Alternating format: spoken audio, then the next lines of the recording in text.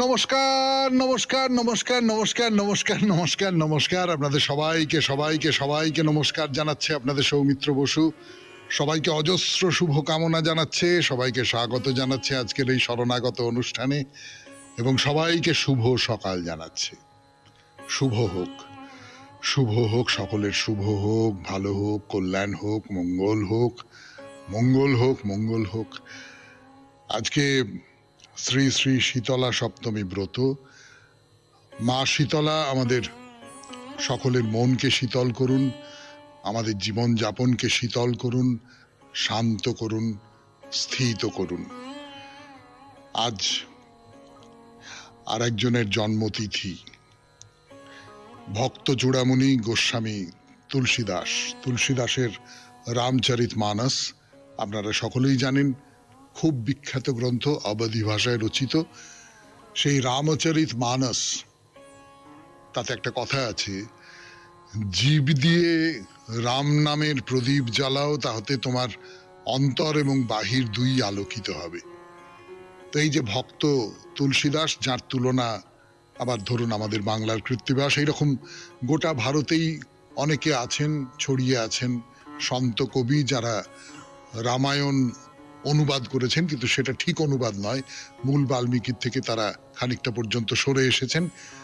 সেই গোস্বামী তুলসীদাসের আজকে জন্ম জয়ন্তী। এবারে বেণী মাধবশীলের পঞ্জিকা অনুযায়ী আজকের দিনটার কথা বলি। আজকে 14ই শ্রাবণ 1432, ইংরেজির 31শে জুলাই 2025, বৃহস্পতিবার। আজ সপ্তমী। সূর্যোদয়ের সময় ভোর 5:10, সূর্যাস্তের সময় সন্ধে 6:18। চিত্রা নক্ষত্র। আজকে জন্মে কন্যা রাশি, বৈশ্য বর্ণ, মতান্তরে শূদ্র বর্ণ, রাক্ষসগণ। দিনের বেলা 12টার সময় তুলা রাশি, শূদ্র বর্ণ, মতান্তরে ক্ষত্রিয় বর্ণ, রাত্রি 1:11 গতে দেবগণ। আমাদের হোয়াটসঅ্যাপে চিঠি পাঠাবার নাম্বার আপনারা সকলেই জানেন, 9831922927। চিঠির গোড়ায় অতি অবশ্যই SG লিখতে হবে। আর আজকে হলো সেই বৃহস্পতিবার, সব বৃহস্পতিবার এরমটা হয় না, সেই বৃহস্পতিবার যখন আমার কাজ হলো শুধু আপনাদের চিঠি পাঠানো, একটি নির্দিষ্ট বিষয় নিয়ে লেখা। যেমন আজকের বিষয় ছিল রামায়ণের প্রিয় চরিত্র, এবং কেন প্রিয় সেই কথাটাও আপনারা লিখবেন। তার কারণ আজকে গোস্বামী তুলসীদাসের জন্মজয়ন্তী, আমরা এইভাবেই তার প্রতি শ্রদ্ধা নিবেদন করছি। তাহলে প্রথম চিঠিটা পড়া শুরু করি। প্রথম চিঠিটি লিখেছেন ডক্টর প্রদীপ কুমার দাস। রামায়ণের এক প্রিয় চরিত্র। কোন চরিত্র? প্রমীলা। ফিরে আসছি গানের পর। শুনছেন বৃহস্পতিবারের শরণাগত, চিঠিপত্রের শরণাগত 92.7 বিগ FM এ। আমি আছি আপনাদের সঙ্গে, আপনাদের সৌমিত্র বসু। ডক্টর প্রদীপ কুমার দাসের চিঠি পড়ব আজকে বৃহস্পতিবারের শরণাগতর একেবারে শুরুতে। বিষয় রামায়ণের এক প্রিয় চরিত্র। রামায়ণে প্রমীলা চরিত্রটি আমার কাছে খুবই প্রিয় ও গুরুত্বপূর্ণ বলে বিবেচিত। প্রমীলা শুধুমাত্র রাবণের পুত্রবধূ ছিলেন না, তিনি একজন শক্তিশালী, সাহসী ও পতিব্রতা প্রেমময়ী নারী হিসেবে ভূষিতা। সীতা, সরমা, মন্দোদরী ও প্রমীলা প্রাচ্য নারী হিসেবে চিহ্নিত হলেও তার মধ্যে পাওয়া যায় পাশ্চাত্য নারীর বিশেষত্ব। তিনি প্রাচ্য নারীদের মতন গৃহকর্মে যেমন পটীয়সী, তেমনি স্বাধীনভাবে মত প্রকাশ করা কিংবা যুদ্ধক্ষেত্রে গিয়ে স্বামীর পাশে থেকে যুদ্ধ করার মতন সাহস দেখাতে পারেন। আবার গর্বিত প্রাচ্য নারী যেমন সতী, সাবিত্রী, দময়ন্তীর মতন চারিত্রিক পবিত্রতার ধ্বজা তুলে স্বামীর প্রতি গভীর প্রেম, ভালোবাসা ও আনুগত্য প্রকাশ করতে সক্ষম হন। এমনকি স্বামীর মৃত্যুর পর সহমরণে যেতে কুণ্ঠিত হন না। এছাড়া অসামান্য রূপলাবণ্যের সৌন্দর্য ও তেজস্বীতা তার চরিত্রের একটি উল্লেখযোগ্য মাইল ফলক। বাংলা সাহিত্যের ইতিহাসে প্রমীলা চরিত্রটি বহু সাহিত্যপ্রেমীদের দৃষ্টি আকর্ষণ করে। তার পরিচয় আমরা পাই কবিবর মাইকেল মধুসূদন দত্তের লেখা মেঘনাদ বধ কাব্যের প্রতিটি ছত্রে ছত্রে, যেখানে তার কণ্ঠে সদর্পে উচ্চারিত রাবণ শ্বশুর মম মেঘনাদ স্বামী, আমি কি ডরাই সখী ভিখারি রাঘবে, পশিব লঙ্কায় আজি নিজ ভুজ বলে। প্রমীলা চরিত্রের প্রাণশক্তি হলো তার পবিত্র স্বামী প্রেম। প্রেমই তাকে স্বামীর সঙ্গে সহমরণে যেতে প্রাণিত করেছে। প্রেমের বলে বলিয়ান হয়ে প্রমীলা দেবী নন, মানবী হয়ে উঠেছেন ও সকলের মন জয় করে নিয়েছেন। বিনয়াবনত ডক্টর প্রদীপ কুমার দাস, শ্রীরামপুর, হুগলি। হ্যাঁ, প্রমীলা খুব গুরুত্বপূর্ণ চরিত্র হয়ে উঠেছে, কিন্তু প্রমীলা আসলে ভেবে দেখুন রামায়ণের প্রধান চরিত্র নয়। কিন্তু রামায়ণের প্রধান চরিত্র রাম, লক্ষ্মণ, রাবণ, সীতা। প্রমীলা অন্য রকমের একটা চরিত্র, যে অন্য রকমের ধরনটা মধুসূদনকে খুব অনুপ্রাণিত করেছিল, এবং সেইটাই ধরেছেন আমাদের প্রদীপবাবু। আপনাকে অনেক ধন্যবাদ এই চিঠি লেখার জন্যে। পরের চিঠি পড়ব, লিখেছেন অমৃতা সাহা, হিন্দ মোটর, হুগলি থেকে। গানের পর গান শেষ করে ফিরে এলো আপনাদের সৌমিত্র বসু 92.7 বিগ এফএম এ শরণাগত অনুষ্ঠানে। এখন আপনাদের চিঠি পড়া বিষয়ে রামায়ণের প্রিয় চরিত্র অমৃতা সাহা চিঠি লিখেছেন, পড়ে শোনাই। শ্রদ্ধেয় দাদা ভাই, চিঠির প্রথমেই আপনাকে আমার সশ্রদ্ধ প্রণাম জানাই। শরণাগত পরিবারের সকলকে জানাই যথাযোগ্য সম্মান ও আন্তরিক অভিনন্দন। বিগ এফএম এর সমস্ত কলাকুশলীর প্রতি শুভেচ্ছা জানাই। এবারের চিঠির বিষয়টি বেশ আকর্ষণীয়। রামায়ণের অনেক চরিত্রই আপন মহিমায় সমুজ্জ্বল। তারই মধ্যে আমার সব থেকে প্রিয় মানুষটি হলো মেঘনাদ বা ইন্দ্রজিৎ। অসামান্য পৌরুষের অধিকারী, শৌর্যে বীর্যে উজ্জ্বল এক অপ্রতিদ্বন্দ্বী যোদ্ধা ইন্দ্রজিৎ। মেঘের আড়াল থেকে যুদ্ধ করতে পারদর্শী বলে তার অপর নাম মেঘনাদ। এই ব্যতিক্রমী বিশেষত্ব অন্য কোনো মহাকাব্যের কোনো চরিত্রের মধ্যে নেই। সর্বোপরি ইন্দ্রজিৎ এমন একজন বীর যোদ্ধা যাকে দেবতারাও যুদ্ধে আহ্বান জানান। পুত্র হিসেবে, স্বামী হিসেবে ইন্দ্রজিতের ব্যক্তিত্বে কোনো ত্রুটি নেই। স্বজাতি প্রীতি, সৌভ্রাতৃত্ব বোধ এবং রাক্ষস কুলশেখর স্বরূপ আত্মমর্যাদা বোধ ভীষণভাবে প্রকট এই একটি মাত্র চরিত্রে। মাতা মন্দোদরী তার এই সন্তানকে স্নেহ করেন সব থেকে বেশি। স্বামী হিসেবে প্রমীলার কাছে ইন্দ্রজিৎ অত্যন্ত স্বচ্ছ, পবিত্র এবং ভালোবাসায় ভরপুর এক যুবক। অথচ এহেন এক সর্বৈব সুন্দর মানুষের ভাগ্যের কি পরিহাস! সেনাবাহিনী সহ স্বয়ং রামচন্দ্রকে ঘোর যুদ্ধে নিহত করার পরেও মৃতদেহে প্রাণ ফিরে আসে। কোন মায়ার বলে রামচন্দ্র পুনর্জীবিত হয়ে বীরবাহুকে যুদ্ধে নিহত করেন? লক্ষ্মণের ওপর শক্তিশাল প্রয়োগের পরেও সে বেঁচে ওঠে। সর্বোপরি নিজের কাকা বিভীষণ তার চরম শত্রু লক্ষ্মণকে পথ দেখিয়ে নিকুম্ভিলা যজ্ঞাগারে প্রবেশ করায়। পূজা যজ্ঞরত ইন্দ্রজিৎকে বিনা অস্ত্রে আহ্বান করে। এটা ইন্দ্রজিতের মতো বীরের কাছে কত বড় দুর্ভাগ্য! তারপরেও ইন্দ্রজিৎ সর্বশক্তি দিয়ে লক্ষ্মণকে আঘাত করেছেন, কিন্তু সেখানেও মায়াদেবীর ছলনা। কোনো আঘাতই লক্ষ্মণকে আহত করল না, উল্টে সেগুলি ইন্দ্রজিৎকেই আহত করল। সেই সুযোগে কাপুরুষ লক্ষ্মণ ইন্দ্রজিতের মাথাটা কেটে দিল। এ কি অন্যায় অসম যুদ্ধ! ইন্দ্রজিতের মতো বীর যোদ্ধা সম্মুখ সমরে সদ্গতি লাভ করার সৌভাগ্য লাভ করতে পর্যন্ত পারলেন না। ইন্দ্রজিৎ চরিত্রটি এভাবেই আমার মনকে স্পর্শ করে। শুধু আমি নই, মহাকবি মাইকেল মধুসূদন দত্ত পর্যন্ত তার বন্ধু রাজনারায়ণকে চিঠিতে লিখেছিলেন, Meghnad is my favourite hero. Amrita Saha, Hind motor, Hooghly. পরপর দুটো চিঠি, এই দুটো চিঠিতেই মধুসূদনের কথা রয়েছে এবং মধুসূদনের মেঘনাদবধ কাব্যের দ্বারা প্রবলভাবে প্রভাবিত এই দুটো চিঠি, বা এই দুটো চিঠির যে দৃষ্টিভঙ্গি, রামায়ণের কোনো চরিত্রকে দেখবার দৃষ্টিভঙ্গি। এবারে পরের চিঠি, দেখা যাক তিনি রামায়ণের কোন চরিত্রকে প্রিয় বলে মনে করেন। তার নাম সুবিমল দত্ত, ইছাপুর, নবাবগঞ্জ, উত্তর 24 পরগনা থেকে চিঠি লিখেছেন।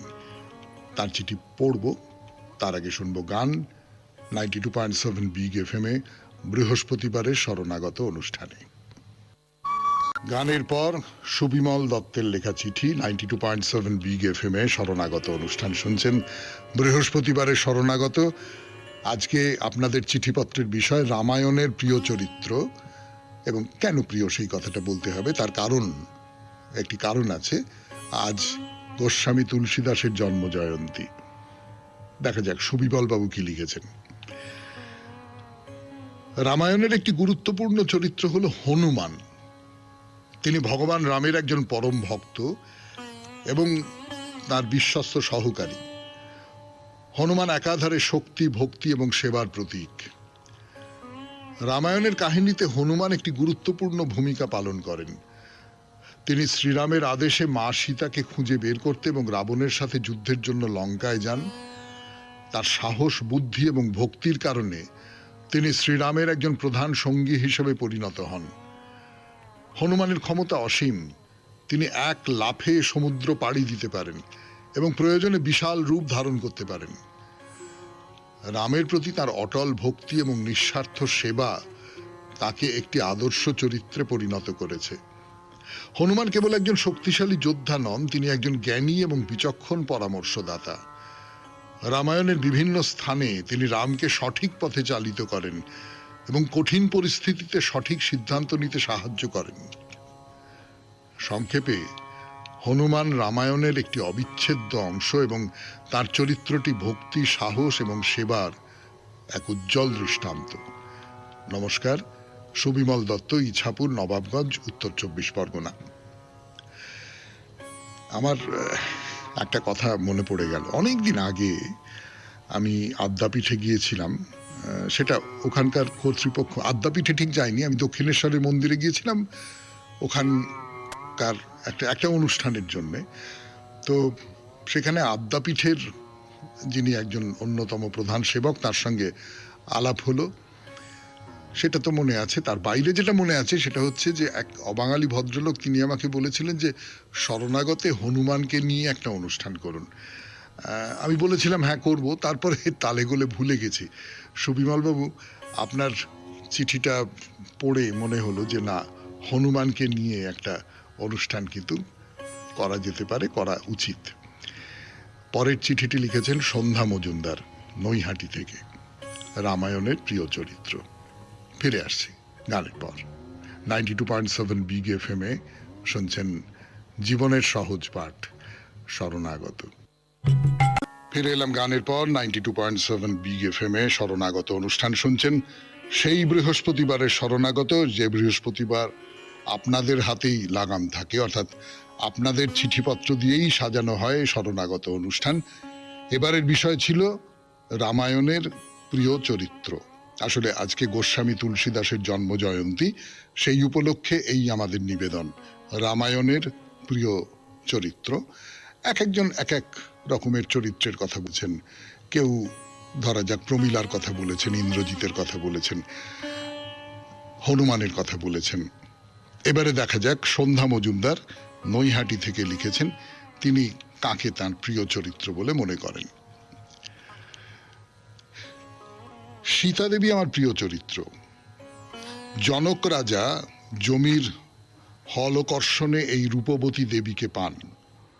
তিনি অন্য কন্যাদের সঙ্গে অতি আদরে পালন করেন। লাঙ্গলের ফলাতে উঠেছেন, তাই তার নাম দেন সীতা। সীতা সর্বংসহা রমণী, আদরিণী ও অভিমানী ছিলেন। অযোধ্যাবাসী খুব ভালোবাসতেন রামচন্দ্র, দশরথের জ্যেষ্ঠ পুত্র। সীতা তার স্ত্রী। বিলাস ব্যসনে বড় হলেও রামচন্দ্র তার সঙ্গেই বনবাস গমন করেন। আজকের দিনের নারীরা দাবি করে তাদের দুঃখ কষ্ট সহ্য হয় না। স্বামীর সঙ্গে বিদেশ ভ্রমণ সুযোগ ছিল, কিন্তু জাহাজের জীবন নাপসন্দ। সীতা পঞ্চবটী বনে রাবণের লোলুপতার মুখে নিজের সততা বিসর্জন দেয়নি। আজকের দিনের অনেক সেলিব্রিটি কতবার মালা বদল করেন। সীতাকে চরিত্রের কঠোর অগ্নি পরীক্ষা দিতে হয়েছিল। কতবার নিষ্ঠুর রামচন্দ্র প্রজাদের মনোরঞ্জন করবার জন্য সীতাকে অগ্নি পরীক্ষার জন্য অপমান করেন। আজকাল নারীর অপমান হলে স্বামীর হেনস্থার শেষ নেই। লবকুশকে মুনির আশ্রমে সীতা মানুষ করেন। কোনো দায়িত্ব শ্রীরামচন্দ্র নেননি। বর্তমানকাল বড্ড আইনের শাসন, এ ছেলে মেয়ের জন্য বাবাকে টাকা দিতে হবে, মা যতই বিদুষী চাকুরিরতা হন। আমার সীতা দেবীর আসনে আসীন, খুব কাঁদি তার জন্য। প্রণাম নেবেন আমার, সন্ধ্যা মজুমদার, নৈহাটি। এখানে একটা কথা বলি আপনাকে, হ্যাঁ, আমার মনে হয় কথাটা বলা দরকার। সেটা হচ্ছে যে স্বামীর সঙ্গে বিদেশ ভ্রমণ না পছন্দ, তার কারণ আমার নিজের একটা জগৎ আছে এখানে। আমি আর জাহাজে করে কেউ এখন বিদেশ যান না, এখন তো ফ্লাইটে করেই যান। তারপরে আজকের দিনের কত সেলিব্রিটি কতবার মালা বদল করেন। তো সত্যি সত্যি যদি দাম্পত্য জীবন অসুখের হয়, তাহলে তিনি সেই সম্পর্ক নষ্ট করে দিয়ে আর একটা সম্পর্কে যাবেন না কেন? মেয়েদেরই কেন ত্যাগ করতে হবে? এই ভাবনাগুলো একটু মাথার মধ্যে থাকা ভালো। মানে সীতার সঙ্গে রাম শেষ পর্যন্ত যে ব্যবহার করেছেন, সেই ব্যবহারটা খুব উচিত ব্যবহার কিনা, সেইটা নিয়ে কতকগুলো প্রশ্ন কিন্তু উঠতেই পারে সন্ধ্যা দেবী, সেইটা একটু ভেবে দেখবেন। যাই হোক, আপনি আপনার কথা বলেছেন, তার জন্য অনেক ধন্যবাদ। এর পরের চিঠিটি লিখেছেন অমিতাভ ভট্টাচার্য, ভাটপাড়া থেকে। ফিরে আসছি সেই চিঠিতে গানের পর। চিঠি 92.7 বিগ এফএম এ শরণাগত অনুষ্ঠানে দেখা যাক তিনি রামায়ণের কোন চরিত্রকে আদর্শ চরিত্র, ভালো চরিত্র, তার পছন্দসই চরিত্র বলে মনে করেন। প্রথমেই আপনিও বিগ এফএম এর সকল কলাকুশলীরা আমার হার্দিক শুভেচ্ছা ও নমস্কার নেবেন। রামায়ণের ভগবান শ্রীরামই আমার সব থেকে প্রিয় চরিত্র। পিতা দশরথের আদেশ অনুসারে 12 বছরের বনবাস এক কথায় মেনে নিয়েছিলেন, যদিও বাবার আদেশ কুমাতা কৈকেয়ীর প্রভাবের ফলে হয়েছিল। বনবাসের কোনো প্রয়োজন ছিল না, সেটা সবাই জানেন। আবার শ্রীরাম অনেক অসুরদের বধ করেছিলেন বনবাস থাকাকালীন, কারণ ওইসব অসুরেরা ঋষিদের ওপর অত্যাচার করত, তাদের তপস্যা ভঙ্গ করে দিত। আমাদের মনে হবে তিনি কিছু নীতিবিরুদ্ধ কাজ করেছিলেন, যেমন সুগ্রীবকে রাজা করার জন্য বালির হত্যা, সীতার পাতাল প্রবেশ। আমার মনে হয় সেই সব উনি করেছিলেন সমসাময়িক প্রয়োজনের তাগিদে। ভগবান কখনো নীতিবিরুদ্ধ কাজ করেন না। যে কবছর রাজ্য শাসন করেছিলেন ভালোভাবেই রাজকার্য পরিচালনা করেছিলেন। লোকে এখনো রাম রাজ্যের কথা বলে থাকেন। সবাই ভালো ও আনন্দে থাকবেন। বিনীত, অমিতাভ ভট্টাচার্য, ভাটপাড়া। হ্যাঁ, এইখানেও আমি একটা কথা বলি। নিশ্চয়ই ভক্তির জায়গা থেকে যদি রামচন্দ্রকে দেখি, তাহলে ভগবান তো কখনো ভুল করতে পারেন না, অন্যায় করতে পারেন না, কাজেই তিনি যা যা করেছেন। কিন্তু আমরা জাগতিক যুক্তিবুদ্ধির জায়গা থেকে যদি প্রশ্ন করি, আজকের আধুনিক পণ্ডিতেরা অনেকে প্রশ্ন করেছেন, তাহলে সেই সমস্ত প্রশ্ন করা যায়। আমরা যদি রামচন্দ্রকে মানুষ হিসেবে ভাবি, অবতার, যে অবতার একজন মানুষ, আসলে মানুষের বৈশিষ্ট্যগুলো তার মধ্যে আছে, তাহলে তার কতকগুলো আচরণ তো নিশ্চয়ই প্রশ্নের মুখে পড়তে পারে, তাই না? যাই হোক, এবার পরের চিঠিতে চলে যাব। পরের চিঠিটি লিখেছেন দেবাশিস চট্টোপাধ্যায়, চুঁচুড়া থেকে। 92.7 বিগ এফএম এ শরণাগত অনুষ্ঠান শুনছেন। আমি আছি আপনাদের সঙ্গে, আপনাদের সৌমিত্র বসু। ফিরে আসছি গানের পর। এবারে পড়ব দেবাশিস চট্টোপাধ্যায়ের চিঠি। দেবাশিস এই চিঠি লিখেছেন চুঁচুড়া থেকে। রামায়ণের প্রিয় চরিত্র। 92.7 বিগ এফএম এ শরণাগত অনুষ্ঠানে পড়ি সেই চিঠি। দেখা যাক দেবাশিস বাবুর প্রিয় চরিত্র কোনটি। আমি প্রথম যখন রামায়ণ পড়ি, তখন দুটি চরিত্র আমার কাছে সবচেয়ে বেশি মন জয় করে নেয়। একজন হলেন ভরত এবং অপরজন হলেন লক্ষ্মণ। যদিও এই চরিত্র দুটি আড়ালে চলে গেছে। বেশিরভাগ সময় রাম, সীতা এবং রাবণকে নিয়ে আলোচনা বেশি হয়, কিন্তু আমার কাছে ভরত ও লক্ষ্মণ আলাদা জায়গা করে নেয়। প্রথমে ভরতকে নিয়ে বলা যাক। অযোধ্যায় ফিরে যখন সে জানতে পারল যে তার বড় দাদা রাম বনবাসে গেছে, তখন সে কাল বিলম্ব না করে দাদাকে আনতে বনবাসে গেল। কিন্তু কিছুতেই যখন রামকে রাজি করাতে পারল না, তখন দাদার পাদুকা মাথায় করে নিয়ে এসে সিংহাসনে রেখে সেই দাদার নামে রাজ্য চালাতে লাগলো এবং দাদার ফিরে আসার অপেক্ষা করতে লাগলো। এর থেকে বোঝা যায় দাদার প্রতি কি অসীম শ্রদ্ধা ভক্তি ছিল। অপর যে কোনো ব্যক্তি হলে অনায়াসে সিংহাসনে বসতো, কারণ রামের অবর্তমানে তার সেই সুযোগ ছিল। এইরকম ভাই পাওয়া সত্যি বিরল। বর্তমান যুগের কথা বললে দেখা যায় সবাই গদি অথবা সিংহাসনে বসতে চায়, সেটা যেভাবেই হোক।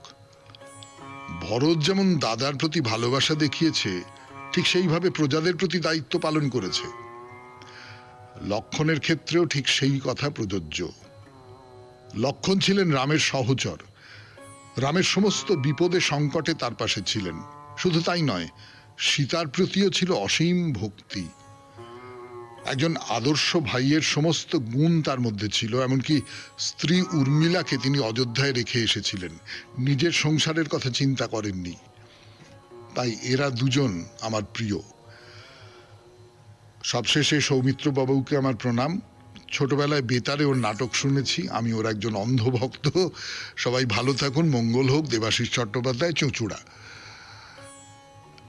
আপনি যাকে খুব মহৎ আদর্শ বলে মনে করেছেন, নিশ্চয়ই মহৎ আদর্শ, একটা সময়ের পক্ষে মহৎ আদর্শ। এবং ত্যাগ তো করতে হয়, যাকে ভালোবাসি, যাকে শ্রদ্ধা করি, বা বৃহত্তর প্রয়োজনে ত্যাগ করতে হয় মানুষকে। কিন্তু কতটা পর্যন্ত ত্যাগ করা উচিত, উর্মিলাকে বাপের বাড়ি রেখে আসাটা উচিত কিনা, এইগুলো নিয়ে আবার আধুনিক কালে প্রশ্ন ওঠে। সুতরাং অন্ধ হবেন না, অন্ধ ভক্ত হওয়াটা ভালো কথা নয়। এর পরের চিঠিতে যাব। এর পরের চিঠিটি লিখেছেন ডক্টর কেশব সিংহ রায়, চন্দন নাগরিক। ফিরে আসছি গানের পর 92.7 বিগ FM এ শরণাগত অনুষ্ঠানে। আমি আছি আপনাদের সঙ্গে, আপনাদের সৌমিত্র বসু। বিগ FM এ শরণাগত অনুষ্ঠানে কেশব সিংহ তার প্রিয় চরিত্র হিসেবে নির্বাচন করেছেন কাব্যের উপেক্ষিতা উর্মিলাকে। পড়ি। মহাকবি মহর্ষি বাল্মীকি রচিত মহাকাব্য রামায়ণের গল্প কাহিনী আমাদের ছোটবেলা থেকে বহু পঠিত, বহুবার শোনা। সেই সময় থেকেই বিরোহী লক্ষণ যা রাজবধূ উর্মিলার আত্মত্যাগ, ব্যথা, বেদনা আমার মনকে ভারাক্রান্ত করে তোলে। ভগবান শ্রী রামচন্দ্র পিতৃসত্য পালনের উদ্দেশ্যে 14 বছর বনবাসে চলেছেন। সমগ্র অযোধ্যাবাসী শোকাচ্ছন্ন। পতিপ্রাণা সতীসাধ্যী রাজবধূ সীতা দেবীও তার অনুগামী হয়েছেন। কিন্তু প্রাণাধিক ভাই লক্ষণ তার অতি প্রিয় জ্যেষ্ঠ ভ্রাতা রামচন্দ্রকে বনবাসে পাঠিয়ে কিভাবে অযোধ্যা নগরীতে থাকবেন, তাই তিনিও সঙ্গে যেতে চান। কিন্তু তিনি তো সদ্য বিবাহিত। বিদেহ নগরীর রাজকন্যা উর্মিলা তার প্রিয় স্বামী লক্ষণের জন্য অযোধ্যা রাজপ্রাসাদে একাকিনী অপেক্ষারতা। সেই কথা একবারও রাজকুমার লক্ষণের মনে উদয় হলো না। উর্মিলা বিনা দোষে 14 বছরের জন্য এক ভয়ঙ্কর শাস্তি পেলেন। আমাদের কবিগুরু বিশ্বকবিকে ধার করে বলতে হয়, কবি তাহার কল্পনা উৎসের যত করুণাবারী সমস্তই কেবল জনকতনয়ার পুণ্য অভিষেকে নিঃশেষ করিয়াছেন। কিন্তু আরেকটি যে ম্লানমুখী ঐহিকের সর্বসুখ বঞ্চিতা রাজবধূ সীতাদেবীর ছায়াতলে অবগুণ্ঠিত হইয়া দাঁড়াইয়া আছেন, কবি কমণ্ডলু হইতে এক বিন্দু অভিষেক বাড়িও কেন তাহার চিরদুঃখাভিতপ্ত নম্র ললাটে সিঞ্চিত হইল না? হায় অব্যক্ত বেদনা দেবী উর্মিলা, তুমি প্রত্যুষের তারার মতো মহাকাব্যের সুমেরু শিখরে একবার মাত্র উদিত হইয়াছিলে। তারপরে অরুণালোকে আর তোমাকে দেখা গেল না। কোথায় তোমার উদয়াচল, কোথায় বা তোমার অস্ত শিখরী, তাহা প্রশ্ন করিতেও সকলে বিস্মৃত হইল। যেদিন অযোধ্যা অন্ধকার করিয়া দুই কিশোর রাজভ্রাতা সীতা দেবীকে সঙ্গে লইয়া তপস্বী বেশে পথে বাহির হইলেন, সেদিন বধূ উর্মিলা রাজহর্মের কোন নিভৃত শয়নকক্ষে ধূলিসজ্জায় বৃন্তচ্যুত মুকুলটির মতো লুণ্ঠিত হইয়া পড়িয়াছিল, তাহা কি কেহ জানে? সেদিনকার সেই বিশ্বব্যাপী বিলাপের মধ্যে এই বিদীর্ণমান ক্ষুদ্র কোমল হৃদয়ের অসহ্য শোক কে দেখিয়াছিল? যে ঋষি কবি ক্রৌঞ্চ বিরহিনীর বৈধব্য দুঃখ মুহূর্তের জন্য সহ্য করিতে পারেন নাই, তিনিও একবার চাহিয়া দেখিলেন না। লক্ষণ রামের জন্য সর্বপ্রকারে আত্মবিলোপ সাধন করিয়াছিলেন। সে গৌরব ভারতবর্ষের গৃহে গৃহে আজও ঘোষিত হইতেছে। কিন্তু সীতার জন্য উর্মিলার আত্মবিলোপ কেবল সংসারে নহে, কাব্যেও।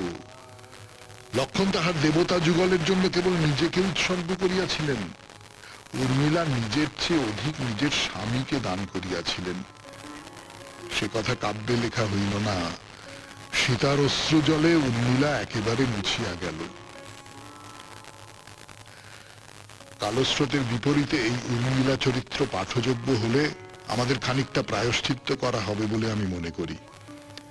কিছুদিন আগে মহাকাব্য মহাভারতের উপেক্ষিত চরিত্র চতুর্থ পাণ্ডব নকুলকে নিয়েও লিখেছিলাম। সৌমিত্র বসু মহাশয় এবং শরণাগত পরিবারের সবাইকে শুভেচ্ছা, ভালোবাসা ও ভক্তিপূর্ণ প্রণাম জানিয়ে এই চিঠি শেষ করছি। ডক্টর কেশব সিংহ রায়, চন্দন নাগরিক। হ্যাঁ, এই উর্মিলাকে নিয়ে রবীন্দ্রনাথের লেখা তো আছে, কাব্যের উপেক্ষিতা। আপনি সেখান থেকে দীর্ঘ উদ্ধৃতি দিয়েছেন এবং সত্যি সত্যি উর্মিলা তো একেবারেই তাকে ফেলে চলে যাওয়া হলো। আসলে খুব বড় একটা রথ যখন যায় না, পথের ধারে ছোটখাটো সস্প গাছপালাকে মাড়িয়ে মাড়িয়ে যায়, তাদের সৌন্দর্যগুলোকে নষ্ট করতে করতে যায়। উর্মিলা সেরকমেরই চরিত্র। শুনছেন 92.7 বিগ এফএম এ শরণাগত অনুষ্ঠান। চিঠিপত্র, চিঠিপত্রের বিষয় রামায়ণের প্রিয় চরিত্র। পরের চিঠিটি লিখেছেন সৌমিত্র চট্টোপাধ্যায়, বারুইপুর, কলকাতা থেকে। ফিরে আসছি গানের পর। আবার রামায়ণের প্রিয় চরিত্র। এবারের চিঠিটি লিখেছেন সৌমিত্র চট্টোপাধ্যায়, বারুইপুর, কলকাতা 144 থেকে। দেখা যাক তার প্রিয় চরিত্র কি। শুনছেন 92.7 বিগ এফএম এ বৃহস্পতিবারের শরণাগত অনুষ্ঠান, চিঠিপত্রের শরণাগত। কালজয়ী মহাকাব্যে রামায়ণের শ্রেষ্ঠ চরিত্রাবলীর মধ্যে প্রিয় চরিত্র নির্বাচন দুরূহ কাজ। মহর্ষি বাল্মীকির অথবা তুলসীদাসী রামায়ণের রামই ভারতবাসীর সর্বকালের প্রিয়তম চরিত্র। আমিও ছেলেবেলা থেকেই রামের বহুমুখীনতার কথা জেনে তাকে হৃদয়ের অন্তরতম স্থানে প্রতিষ্ঠা করেছি। রঘুবর শ্রী রামচন্দ্র ধার্মিকতা, ন্যায়পরায়ণতা, আদর্শ চরিত্র, সত্য ও বীরত্বের প্রতীক, আদর্শ জীবন ব্যবস্থার প্রতিছবি, ন্যায়, ধর্ম, কর্তব্য পরায়ণতার শিক্ষক। রামচন্দ্র বিষ্ণুর সপ্তম অবতার, মর্যাদা পুরুষোত্তম। তিনি তার দেবত্বকে আড়ালে রেখে মহামানব হিসেবেই প্রতিভাত। কিশোর রামচন্দ্র মানুষের মতোই বিশ্বামিত্র ঋষির মন্ত্রে বলিয়ান হয়ে ঋষিদের যজ্ঞস্থলে অত্যাচারী তারকা সহ দুরাচার রাক্ষসকুলকে ধ্বংস করলেন। জনকরাজ দুহিতা সীতাকে লাভ করলেন পার্থিব নিয়ম মেনে, হরধনু ভঙ্গ করে, মানুষের মতোই, নারায়ণ হয়ে নয়। পিতৃসত্য পালনের জন্য যুবরাজ রামচন্দ্র অসম্ভব জনপ্রিয়তা সত্ত্বেও বিনা প্রতিবাদে রাজমুকুট ত্যাগ করে বনবাসী হলেন। ত্রেতা যুগেও সংসারের নিকৃষ্ট কূট কচালির প্রমাণ সৎমা কৈকেয়ীর ঈর্ষা রামকে রাজ্যচ্যুত করল। কিন্তু চিত্রকূট বনে ভরতের কাছে পিতার মৃত্যু সংবাদ পেয়েও রাম ফিরলেন না, ভরতকে রাজ্য চালাতে নির্দেশ দিলেন। তার ভ্রাতৃপ্রেম, বাৎসল্য, নিরহংকার চরিত্র মহত্বের শ্রেষ্ঠতম উদাহরণ। বনবাসকালে অজান্তে সীতাহরণের পর রামচন্দ্র কেঁদে কেঁদে বনে বনে ফিরছেন, বৃক্ষলতা পশু পাখিদের কাছে সীতার সন্ধান চাইছেন। এ তার অকুণ্ঠ পত্নী প্রেম। সীতাও বলেছেন, সকল সম্পদ মম দুর্বাদল শ্যাম। কৃত্তিবাসী রামায়ণে এই রাম পত্নীপ্রেমী সাধারণ মানুষ। এইখান থেকেই বাল্মীকি দেখাচ্ছেন মহাধনুর্ধর রামচন্দ্র বানরকুলের সঙ্গে বন্ধুত্ব করে তার নেতৃত্বে বানর সেনাদল নিয়ে লঙ্কা যাত্রা করছেন রাবণের বন্দিনী সীতাকে উদ্ধারের জন্য। এই রামচন্দ্র কোমল নন, অবিসম্বাদী নেতা, মহাযোদ্ধা, ধৈর্যশীল মানুষ। সেতুবন্ধের সময় সংকল্প পূরণে তিনি অসম্ভব ধৈর্যবান। বনে বানর জাতি অথবা চণ্ডালরাজ গুহকের সঙ্গে বন্ধুত্ব তার জাতিভেদ অগ্রাহ্য করা উন্নত চরিত্র। তুলসীদাসী রামায়ণেও রঘুবংশনাথ অকপট, নির্ভীক, সত্যপরায়ণ, প্রজাবৎসল সম্রাট। সীতার প্রতি প্রেমে রাম মানুষের মতো স্ত্রীকে ফিরিয়ে আনলেন, আবার প্রজাদের সন্দেহ দূর করতে ব্যক্তিগত সুখ বাদ দিয়ে সীতার সতীত্বের পরীক্ষা নিলেন। ত্রেতা যুগেও জনগণের স্বভাব অতি বর্তমানের মতোই সন্দেহপ্রবণ। বারবার প্রজাদের সন্দেহ দূর করতে নিজেকেই পীড়ন করেছেন রাম। ভগ্ন হৃদয়ে প্রিয়তমা সীতাকে নির্বাসন পর্যন্ত দিলেন। এই জন্যই রাম রাজত্বের কথা বলা হয়। প্রজাদের সুখ স্বাচ্ছন্দ্য সমৃদ্ধির জন্য ব্যক্তিগত সুখ পরিত্যাগ করা, নিজের সারা জীবন সত্যের পূজারী রাম ঋষিরূপী যমরাজের সঙ্গে রুদ্ধদ্বার বৈঠকের সময় লক্ষণ ঋষি দুর্বাসার চাপে সেখানে ঢুকে পড়ায় প্রিয়তম ভ্রাতাকেও সত্য রক্ষায় বর্জন করলেন। ভ্রাতৃশোক সহ্য করতে না পেরে নিজেও লক্ষণের মতোই সরজু নদীতে প্রাণ বিসর্জন দিলেন। সত্যের জন্য সব ছেড়েছেন রাম, কিন্তু কোনো কিছুর জন্যই সত্যকে ত্যাগ করেননি। এই তো শ্রেষ্ঠ জীবন। কেশবধৃত রাম শরীর, জয় জগদীশ হরে। সৌমিত্র চট্টোপাধ্যায়ের এই চিঠিটি লিখেছেন বারুইপুর থেকে। রামায়ণে যে প্রিয় চরিত্র, তার মধ্যে অনেকেই রামচন্দ্রকে ধরেননি, অন্য অন্য সব চরিত্রের কথা বলেছেন।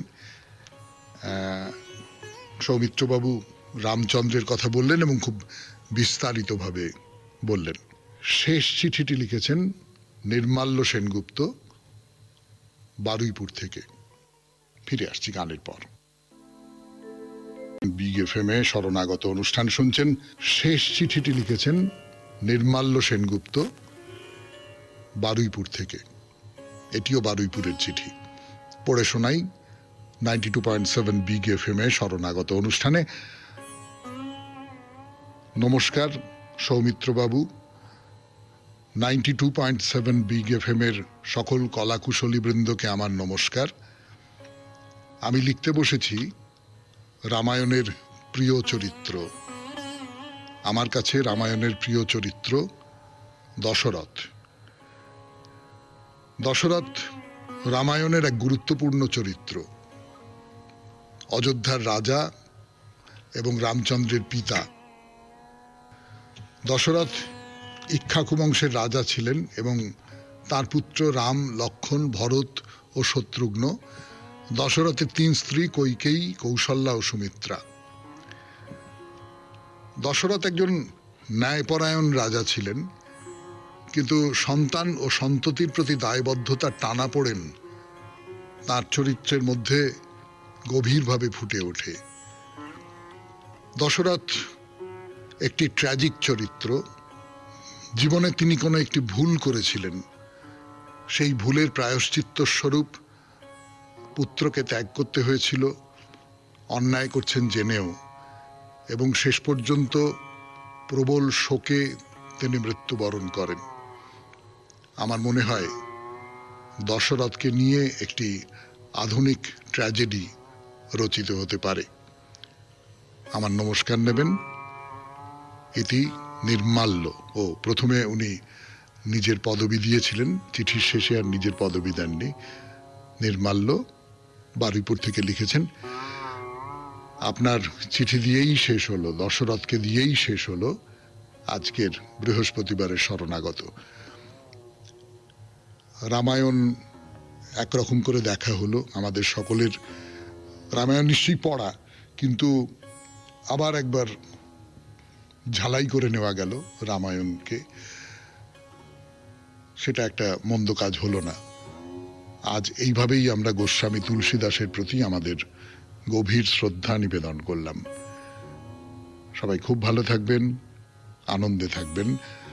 আমাদের হোয়াটসঅ্যাপে চিঠি পাঠাবার নাম্বার 9831922927। চিঠির গোড়ায় অতি অবশ্যই SG।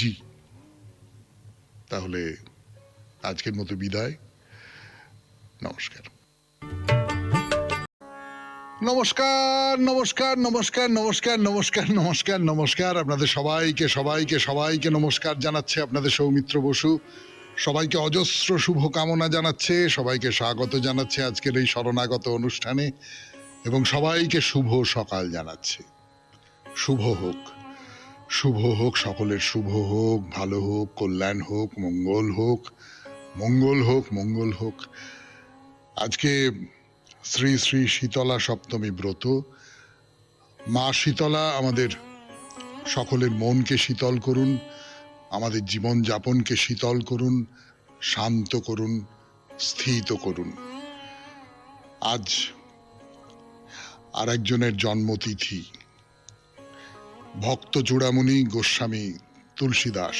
তুলসীদাসের রামচরিত মানস আপনারা সকলেই জানেন, খুব বিখ্যাত গ্রন্থ, অবধি ভাষায় রচিত। সেই রামচরিত মানস, তাতে একটা কথা আছে, জীব দিয়ে রাম নামের প্রদীপ জ্বালাও, তাহতে তোমার অন্তর এবং বাহির দুই আলোকিত হবে। তো এই যে ভক্ত তুলসীদাস, যার তুলনা আবার ধরুন আমাদের বাংলার কৃত্তিবাস, এইরকম গোটা ভারতেই অনেকে আছেন, ছড়িয়ে আছেন সন্ত কবি যারা রামায়ণ অনুবাদ করেছেন, কিন্তু সেটা ঠিক অনুবাদ নয়, মূল বাল্মীকির থেকে তারা খানিকটা পর্যন্ত সরে এসেছেন। সেই গোস্বামী তুলসীদাসের আজকে জন্ম জয়ন্তী। এবারে বেণী মাধবশীলের পঞ্জিকা অনুযায়ী আজকের দিনটার কথা বলি। আজকে 14ই শ্রাবণ 1432, ইংরেজির 31শে জুলাই 2025, বৃহস্পতিবার। আজ সপ্তমী। সূর্যোদয়ের সময় ভোর 5:10, সূর্যাস্তের সময় সন্ধে 6:18। চিত্রা নক্ষত্র। আজকে জন্মে কন্যা রাশি, বৈশ্য বর্ণ, মতান্তরে শূদ্র বর্ণ, রাক্ষসগণ।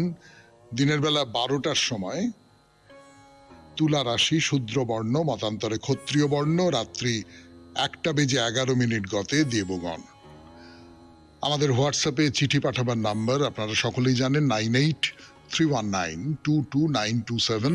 চিঠির গোড়ায় অতি অবশ্যই SG লিখতে হবে। আর আজকে হলো সেই বৃহস্পতিবার, সব বৃহস্পতিবার এরমটা হয় না, সেই বৃহস্পতিবার যখন আমার কাজ হলো শুধু আপনাদের চিঠি পাঠানো, একটি নির্দিষ্ট বিষয় নিয়ে লেখা। যেমন আজকের বিষয় ছিল রামায়ণের প্রিয় চরিত্র, এবং কেন প্রিয় সেই কথাটাও আপনারা লিখবেন। তার কারণ আজকে গোস্বামী তুলসীদাসের জন্ম জয়ন্তী, আমরা এইভাবেই তার প্রতি শ্রদ্ধা নিবেদন করছি। তাহলে প্রথম চিঠিটা পড়া শুরু করি। প্রথম চিঠিটি লিখেছেন ডক্টর প্রদীপ কুমার দাস।